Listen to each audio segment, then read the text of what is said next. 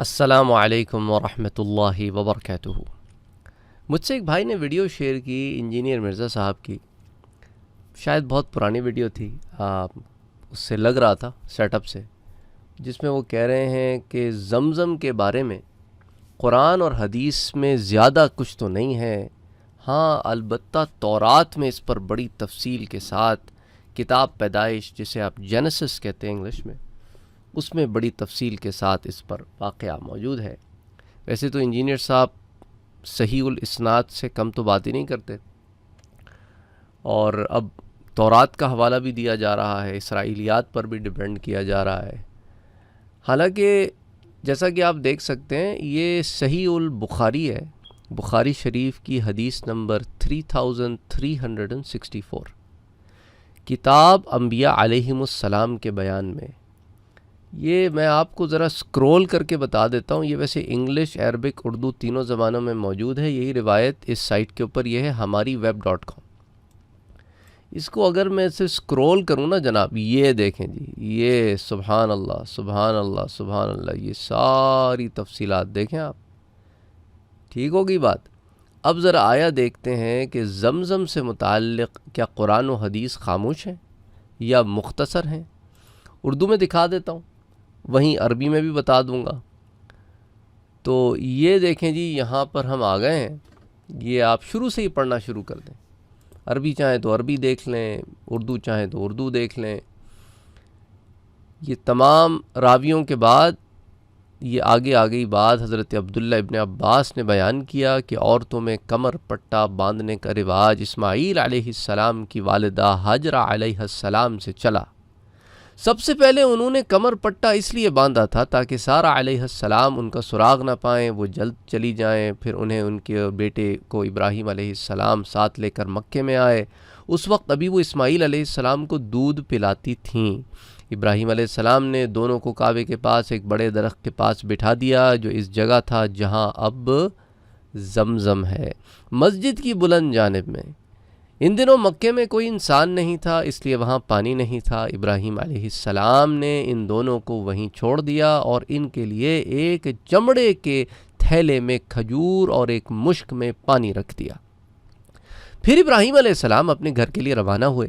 اس وقت اسماعیل علیہ السلام کی والدہ ان کے پیچھے پیچھے آئیں اور کہا کہ اے ابراہیم، اس خشک جنگل میں جہاں کوئی بھی آدمی اور کوئی بھی چیز موجود نہیں، آپ ہمیں چھوڑ کر کہاں جا رہے ہیں؟ انہوں نے کئی دفعہ اس بات کو دہرایا، لیکن ابراہیم علیہ السلام ان کی طرف دیکھتے نہیں تھے۔ آخر ہاجرہ علیہ السلام نے پوچھا کہ اللہ تعالیٰ نے آپ کو اس کا حکم دیا ہے؟ ابراہیم علیہ السلام نے فرمایا کہ ہاں۔ اس پر ہاجرہ علیہ السلام بول اٹھیں کہ پھر اللہ تعالیٰ ہماری حفاظت کرے گا، وہ ہم کو ہلاک نہیں کرے گا۔ چنانچہ وہ واپس آ گئیں اور ابراہیم علیہ السلام روانہ ہو گئے۔ جب وہ ثنیہ پہاڑی پر پہنچے جہاں سے وہ دکھائی نہیں دیتے تھے، تو ادھر رخ کیا جہاں اب کعبہ ہے، جہاں پر ہاجرہ اور اسماعیل علیہ السلام کو چھوڑ کر آئے تھے۔ پھر آپ نے دونوں ہاتھ اٹھا کر یہ دعا کی کہ اے میرے رب، میں نے اپنی اولاد کو اس بے آب و دانہ میدان میں تیری حرمت والے گھر کے پاس ٹھہرایا ہے۔ سورہ ابراہیم میں یشکرون تک۔ ادھر اسماعیل علیہ السلام کی والدہ نے ان کو دودھ پلانے لگیں اور خود پانی پینے لگیں۔ آخر جب مشک کا سارا پانی ختم ہو گیا تو وہ پیاسی رہنے لگیں اور ان کے لخت جگر بھی پیاسے رہنے لگے۔ وہ اب دیکھ رہی تھیں کہ سامنے ان کا بیٹا پیاس کی شدت سے پیچ و تاب کھا رہا ہے، یا کہا کہ زمین پر لوٹ رہا ہے۔ وہ وہاں سے ہٹ گئیں، کیونکہ اس حالت میں بچے کو دیکھنے سے ان کا دل بے چین ہوتا تھا۔ صفا پہاڑی وہاں سے نزدیک تر تھی۔ وہ پانی کی تلاش میں اس پر چڑھ گئیں اور وادی کی طرف رخ کر کے دیکھنے لگیں کہ کہیں کوئی انسان نظر آئے، لیکن کوئی انسان نظر نہیں آیا۔ وہ صفا سے اتر گئیں اور جب وادی میں پہنچیں تو اپنا دامن اٹھا لیا تاکہ دوڑتے وقت نہ الجھیں، اور کسی پریشان حال کی طرح دوڑنے لگیں۔ پھر وادی سے نکل کر مروہ پہاڑی پر آئیں اور اس پر کھڑی ہو کر دیکھنے لگیں کہ کہیں کوئی انسان نظر آئے، لیکن کوئی نظر نہیں آیا۔ اس طرح انہوں نے 7 چکر لگائے۔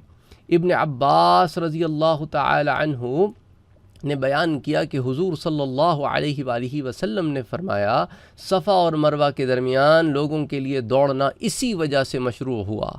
7ویں مرتبہ جب وہ مروہ پر چڑھیں تو انہیں ایک آواز سنائی دی۔ انہوں نے کہا خاموش، یہ خود اپنے ہی سے وہ کہہ رہی تھیں، اور پھر آواز کی طرف انہوں نے کان لگائے، آواز اب بھی سنائی دے رہی تھی۔ پھر انہوں نے کہا کہ تمہاری آواز میں نے سنی، اگر تم میری کوئی مدد کر سکتے ہو تو کرو۔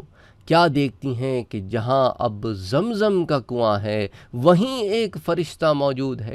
فرشتے نے اپنی ایڑی سے زمین پر گڑھا کر دیا، یا یہ کہا کہ اپنے بازو سے، جس سے وہاں پانی ابل آیا۔ ہاجرہ نے اسے حوض کی شکل میں بنا دیا اور اپنے ہاتھ سے اس طرح کر دیا تاکہ پانی بہنے نہ پائے، اور چلو سے پانی اپنے مشکیزے میں ڈالنے لگی۔ پھر وہ بھر چکیں تو وہاں سے چشمہ پھر ابل پڑا۔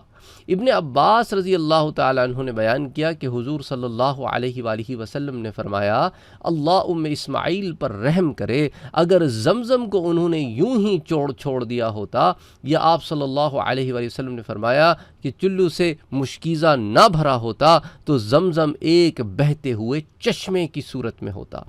بیان کیا کہ پھر ہاجرہ علیہ السلام نے خود بھی وہ پانی پیا اور اپنے بیٹے کو بھی پلایا۔ اس کے بعد ان سے فرشتے نے کہا کہ اپنے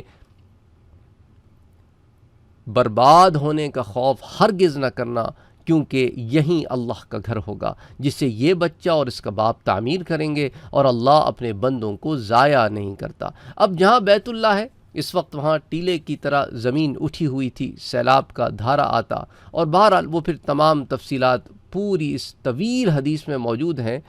لیکن انجینئر صاحب جو فرما رہے ہیں کہ قرآن کریم اور حدیث میں زمزم کا تذکرہ نہیں ملتا یا بڑا قلیل ہے، سوائے ایک چھوٹی سی بات کے جو بخاری شریف میں موجود ہے۔ یہ چھوٹی سی بات ہوتی ہے؟ اللہ اکبر، اللہ اکبر۔ خیر، بہرحال مقصد تھا آپ تک اس میسج کو پہنچانا کہ حدیث شریف میں، اور وہ بھی بخاری شریف میں، بڑی تفصیل کے ساتھ یہ واقعہ موجود ہے۔ آپ چاہیں تو خود جا کر بھی دیکھ لیں۔ ویسے اس پیج کا لنک بھی میں آپ کو دے دیتا ہوں کامنٹ سیکشن میں اور ڈسکرپشن سیکشن میں بھی۔